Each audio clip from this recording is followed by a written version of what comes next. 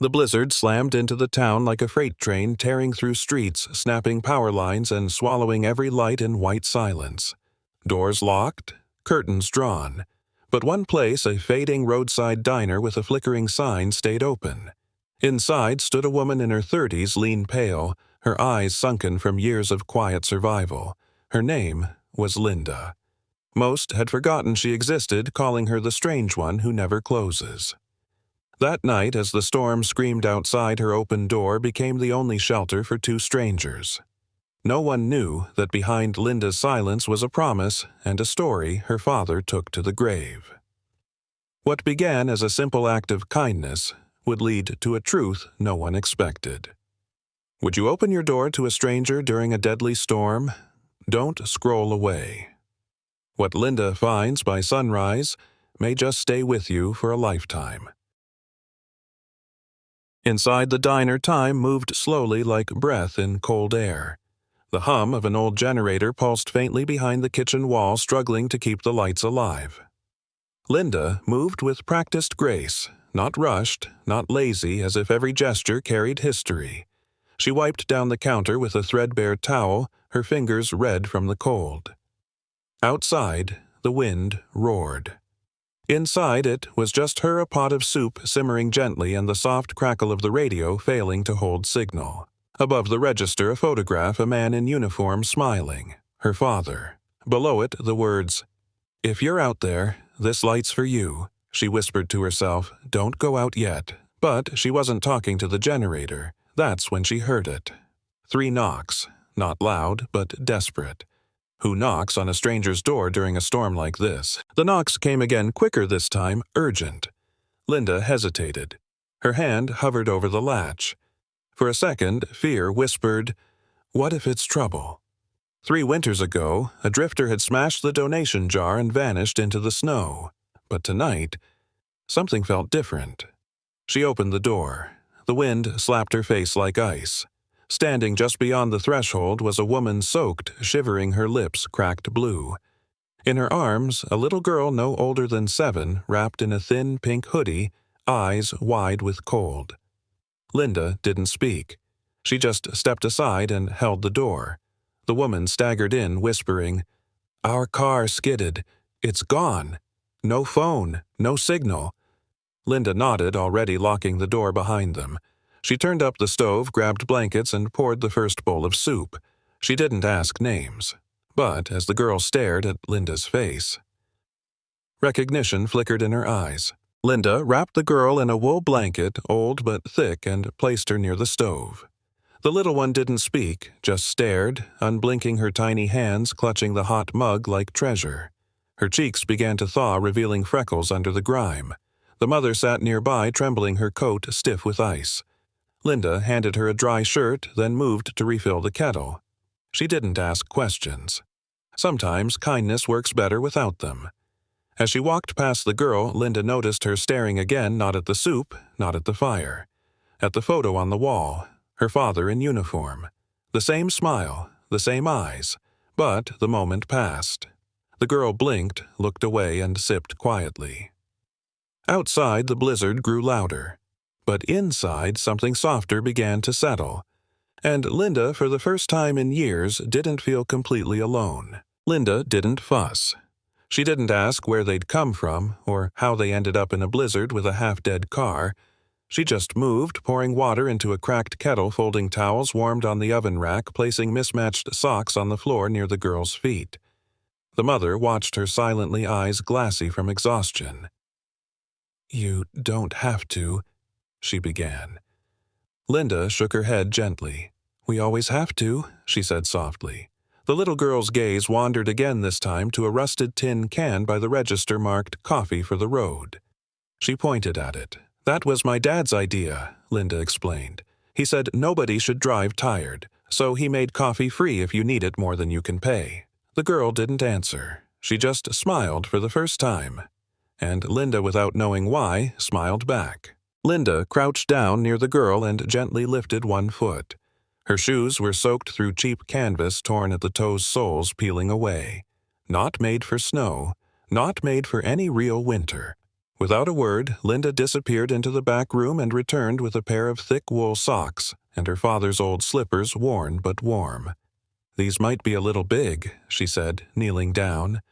The girl didn't speak, just stared at Linda's face as if trying to place it, like a half-remembered story. The slippers swallowed her small feet. She wiggled her toes, then nodded solemnly the way only children do when something feels just right. "You're not a waitress," the girl finally whispered. "You look like someone who used to be something more." Linda blinked, caught off guard. What had this child seen or remembered that made her say that? The mother stood slowly, her legs still shaking from the cold. She moved toward the sink, spotted a dish towel, and without asking began to wipe the counter where soup had spilled. "You don't have to do that," Linda said, surprised. "I know," the woman replied, "but maybe I need to." They stood in silence for a moment, not awkward, not heavy, just human. The girl slurped her soup, then yawned, blinking slowly as warmth finally settled into her bones. Linda handed her a folded blanket, gently tucking it around her shoulders. "Thank you," the girl murmured. Linda smiled. "My dad used to say, when the storm hits, don't shut the door. Someone always needs the light." The woman looked up. "He sounds like a good man." "He was?" Linda answered, voice quieter now. Even if the world didn't always see it. And suddenly Linda wasn't sure who was saving who anymore. The woman sat down heavily at the corner booth, cupping her mug with both hands like she was holding on to something more than heat. "I thought we could outrun it," she said softly. "The storm. Life. Everything." Linda sat across from her, careful not to press. The woman looked out the window. Nothing but white, swirling, and endless. "Our car spun out near mile marker 42. No service. Heater died an hour ago. I kept driving till I saw your sign." Linda nodded. "Most don't see it anymore. Faded, half-lit. Like me," she added, smiling dryly. But the woman shook her head. "No, it's the only thing we did see." There was a pause. Then the girl, now curled against a pillow, whispered drowsily, "Your sign has a heart on it." Linda blinked. She hadn't noticed. Her father had carved that part by hand.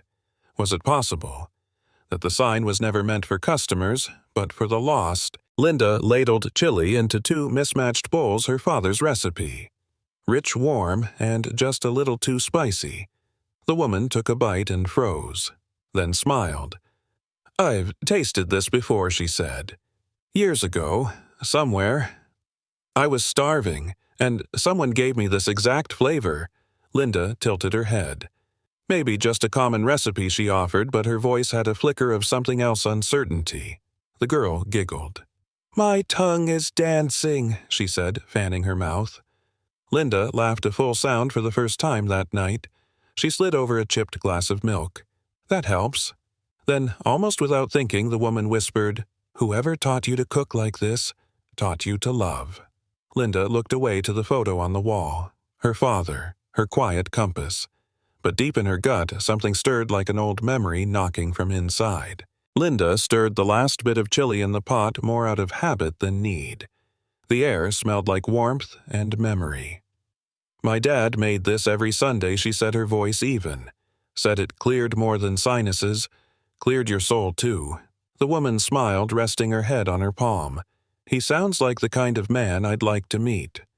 Linda paused, eyes flicking to the old photo again. You would have liked him. Most people did. He didn't talk much, but when he gave you something soup directions, silence, it stayed with you. She wiped her hands, suddenly quieter.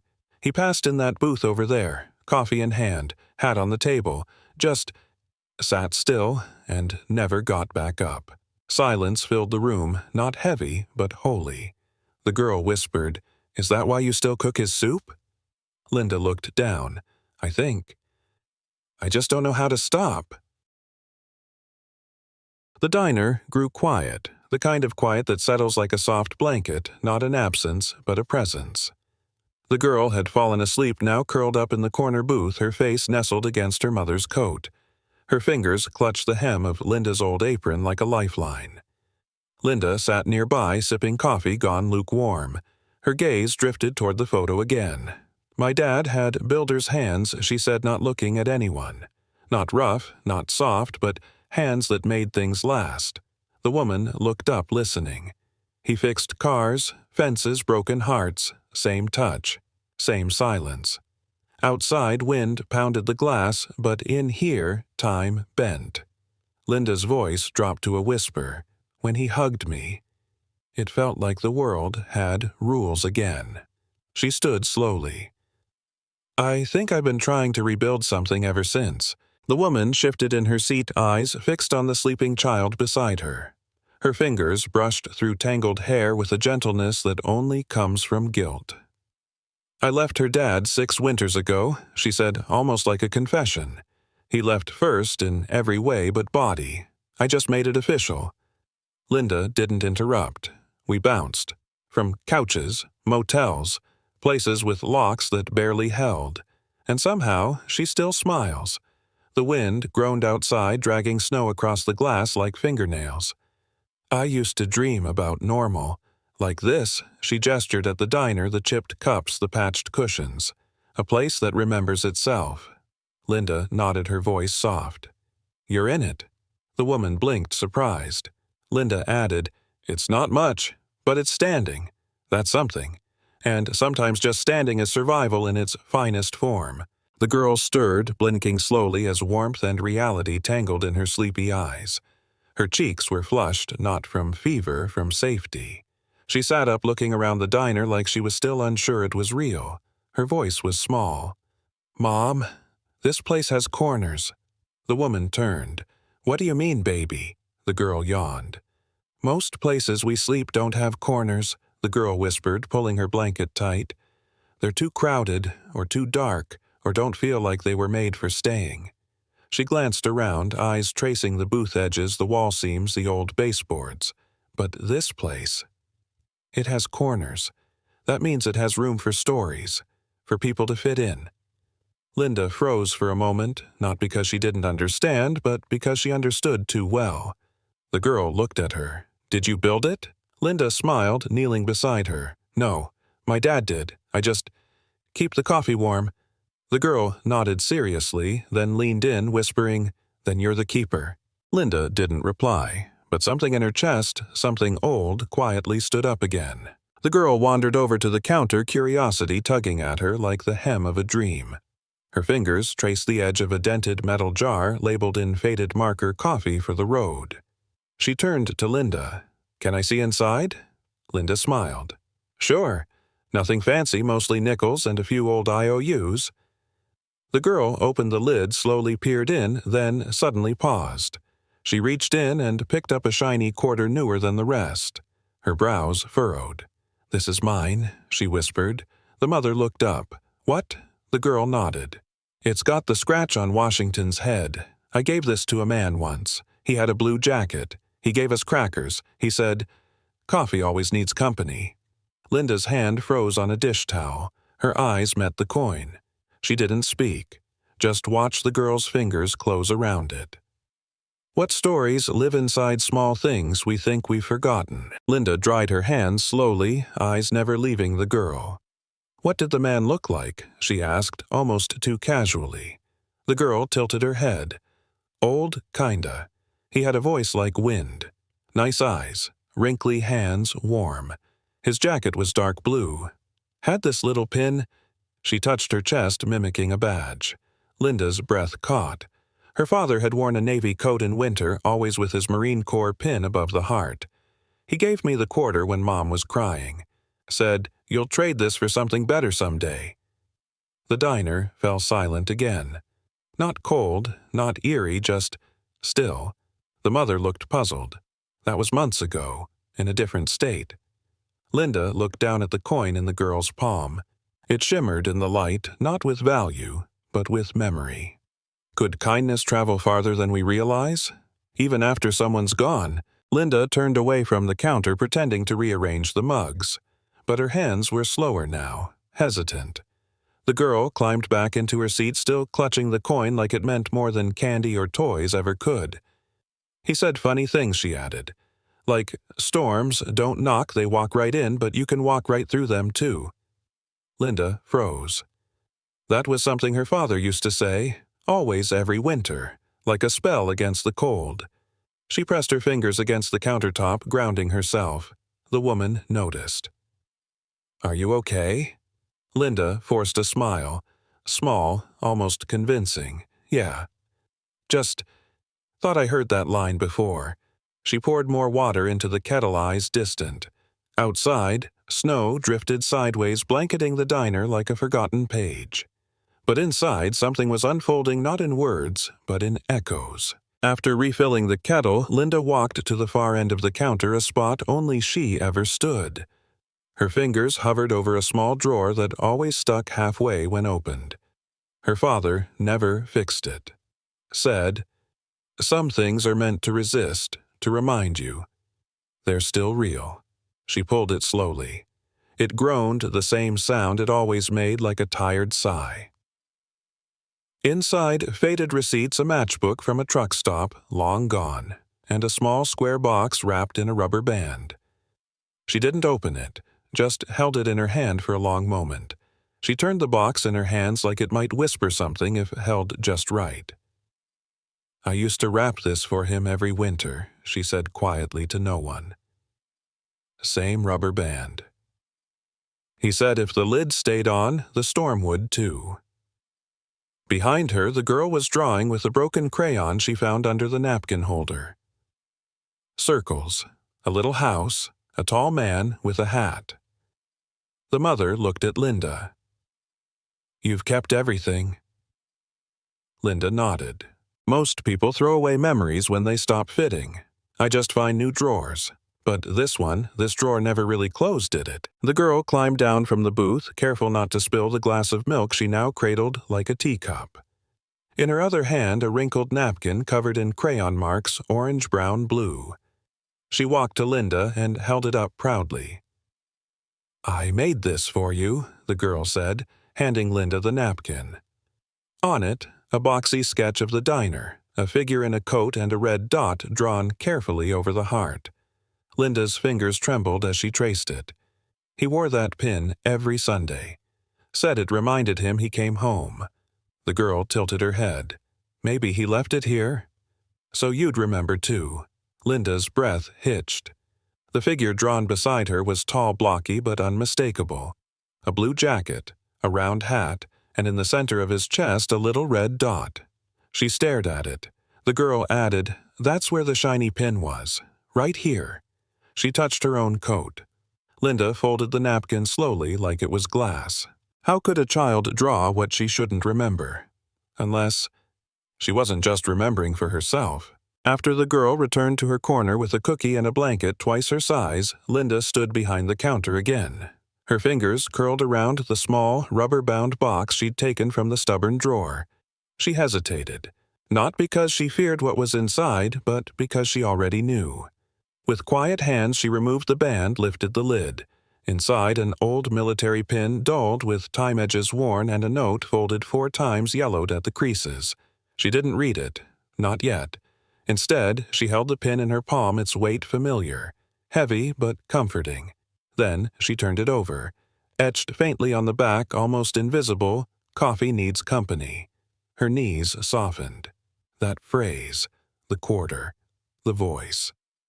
Outside, the wind pressed hard against the walls as if trying to get in, but inside, something much older had just awakened.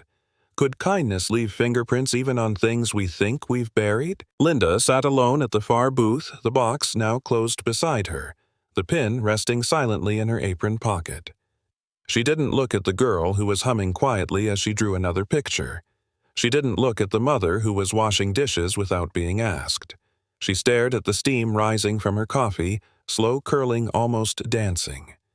Everything felt familiar, not in the surface way, but in the way smells can take you back, the way a phrase lands not just in your ears, but in your bones.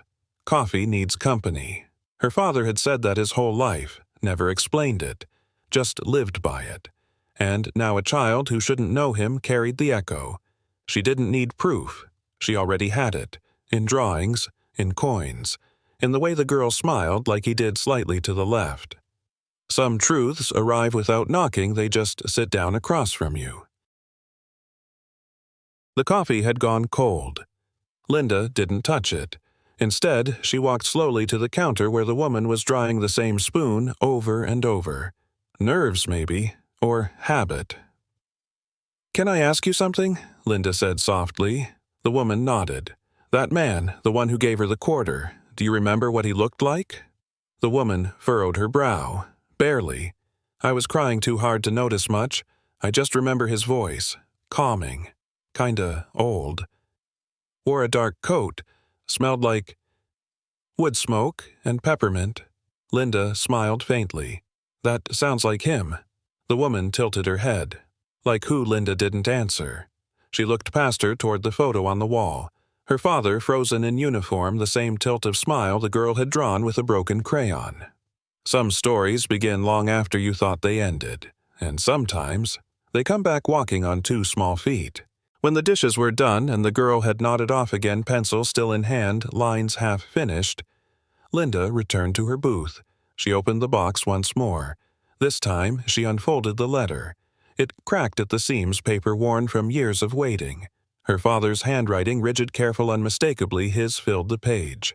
She scanned past the pleasantries, past the notes on weather recipes inventory, and then near the bottom ran into a mother and child at the junction. Lost. Hungry. Gave them crackers, coffee, and a quarter. Told the kid to spend it only on something worth more than candy. Her hand trembled. Didn't get their names. Didn't ask. But something told me, she's been running a long time. Maybe she just needed someone not to chase her. Linda folded the letter slowly, like sealing a truth that no longer needed to be hidden. And in that moment, it wasn't about proving anything, it was about witnessing it. Linda stood quietly, letter folded tight in her palm. She didn't rush. She never did. She walked to the coat rack near the kitchen door where her father's old navy jacket still hung, stitched at the elbows, the collar worn smooth from years of winters. She lifted it gently, brushed off the dust. Then walked to the booth where the girl slept in a makeshift nest of blankets and diner cushions. Linda draped the coat over her, careful not to wake her. It swallowed the child whole, but the sleeves hung like armor. The mother watched, eyes wide. Linda just whispered, "It always warmed me faster than the heater." No one asked what she meant. No one needed to. The mother nodded, eyes glistening, and without saying the words, Linda gave back what her father once gave: refuge, dignity, and the right to stay. The mother stared at the coat resting over her daughter, the deep blue, faded by years, the patch on the shoulder barely holding thread. She took a step forward, then paused. Was it him? She asked, voice soft, not seeking confirmation, just offering space. Linda didn't answer. She didn't need to. She met the woman's eyes, not wide or surprised, but steady, kind, certain. The mother lowered her gaze, blinking back the weight behind it. "I never thanked him," she whispered. "You just did," Linda said, her voice gentler than the snow piling against the windows. They stood in that stillness, 2 women, 2 timelines crossing at the edge of a diner and a storm. No more questions, no more need for them. Sometimes the greatest truths pass between women who've both survived and recognize the same quiet in each other. The girl stirred under the navy coat, blinking up at the soft yellow light above the booth. Her fingers curled into the collar, breathing in something she didn't understand but felt like home. She sat up slowly, rubbing her eyes, then looked at Linda. "You have his smell," she said sleepily. Linda smiled, kneeling beside her. "Whose smell?" The girl paused.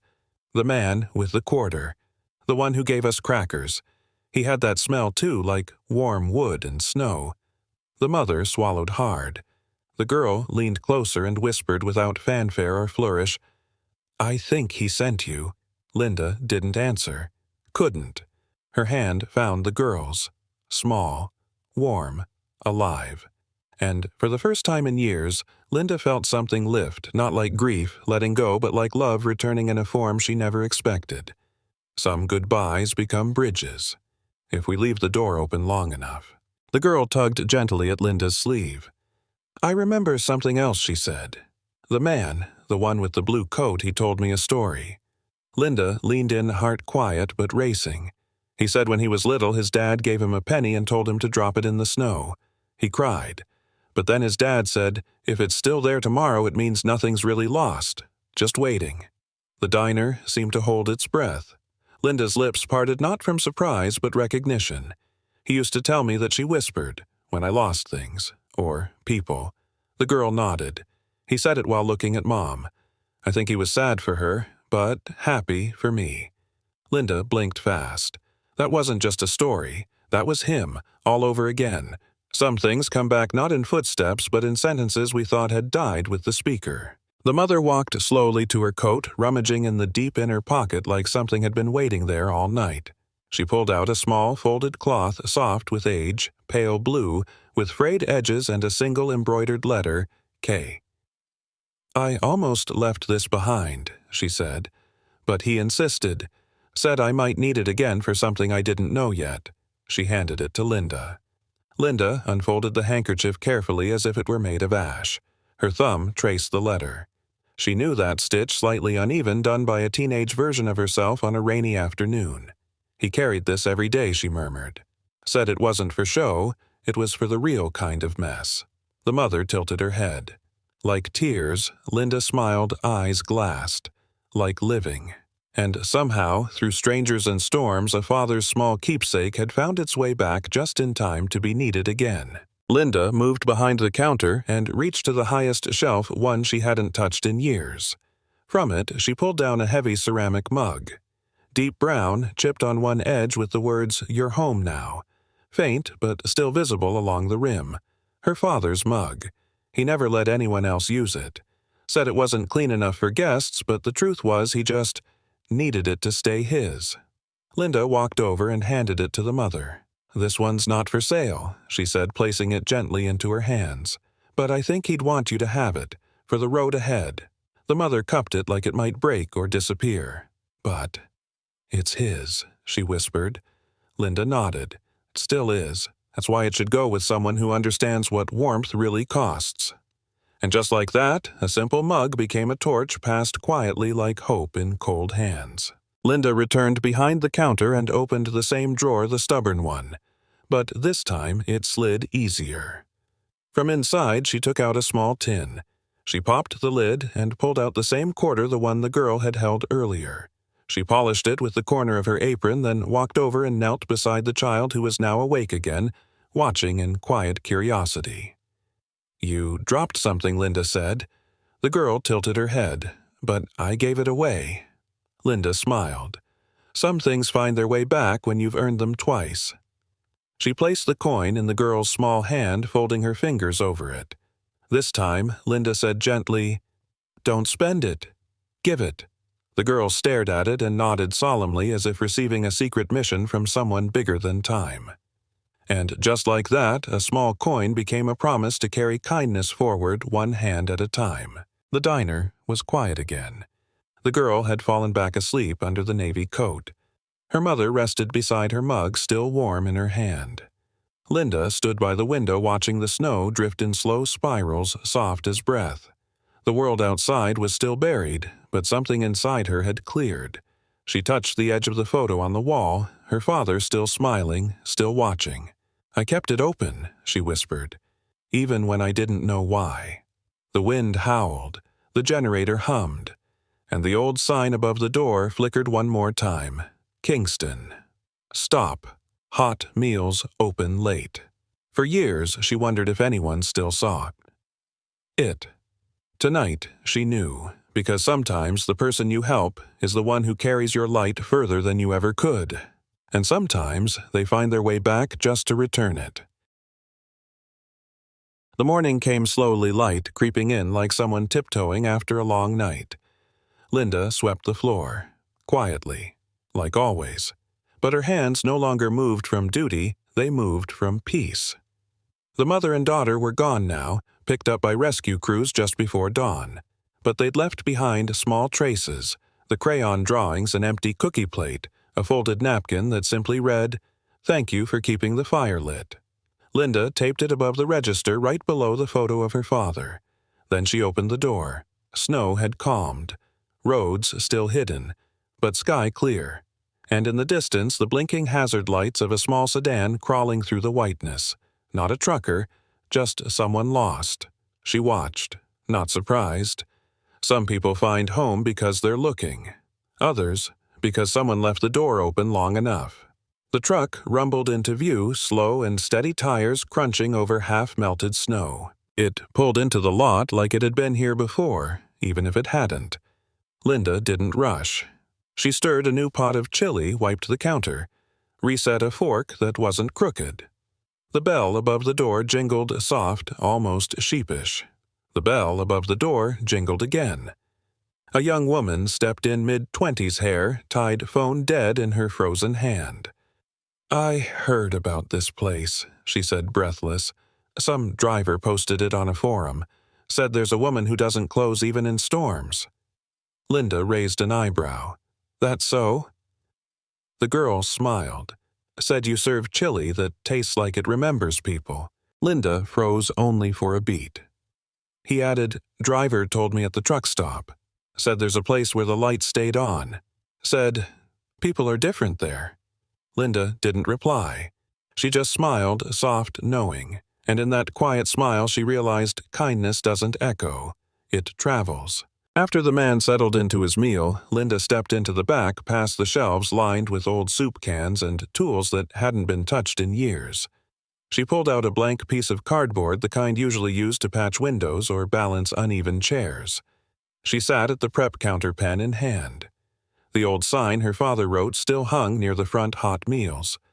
Open, late, faded, cracked, familiar, but this one would be hers. She wrote slowly, deliberately. No slogans, no prices, just 7 words. If you're cold, you're not alone. She taped it beside the door below the bell where every hand would reach for the handle. No spotlight, no ceremony, just presence. And for the first time, Linda didn't feel like she was continuing something. She felt like she was becoming it. The man finished his chili, wiped his mouth, and stood with the kind of slowness only a tired traveler understands. Not lazy, just measured. He reached for his coat, then paused.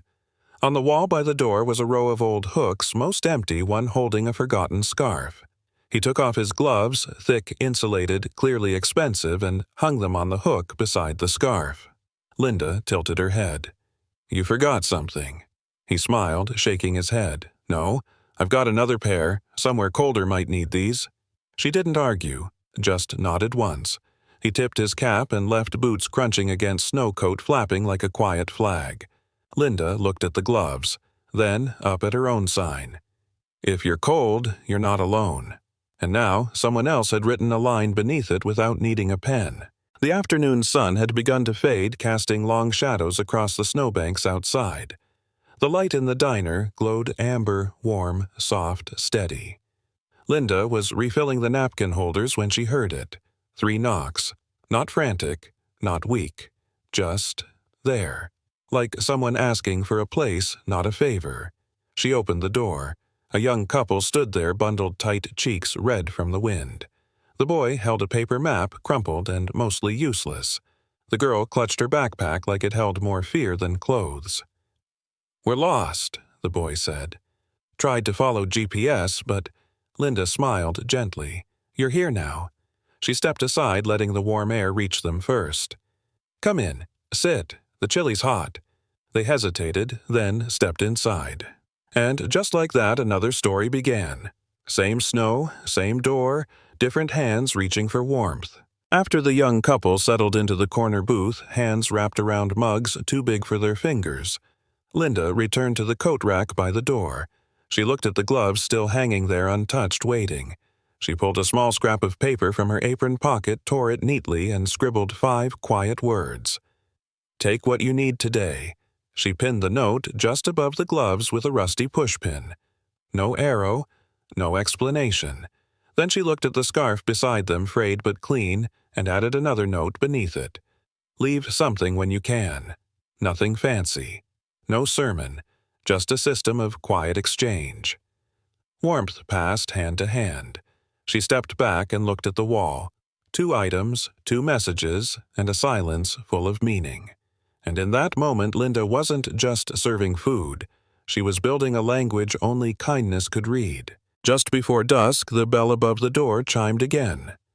A man stepped in, late 70s, lean, clean-shaven, wearing a wool coat older than the diner tiles. He didn't seem lost. He didn't look cold. He just looked like he was meant to arrive. Linda greeted him with a quiet nod. "Coffee." He nodded back. Black. No rush. As he warmed his hands by the counter, his eyes drifted to the coat rack. He read the 2 notes silently. Then, without a word, he reached into his coat pocket and pulled out an old pocket knife worn smooth by decades of palms. He placed it gently beneath the gloves, taped a folded napkin beneath it. When he left, Linda opened the note. "This kept me safe through 3 wars. If someone needs it more than I do, it's theirs now. Some people don't take kindness. They recognize it and leave more than they ever received." Night came quietly.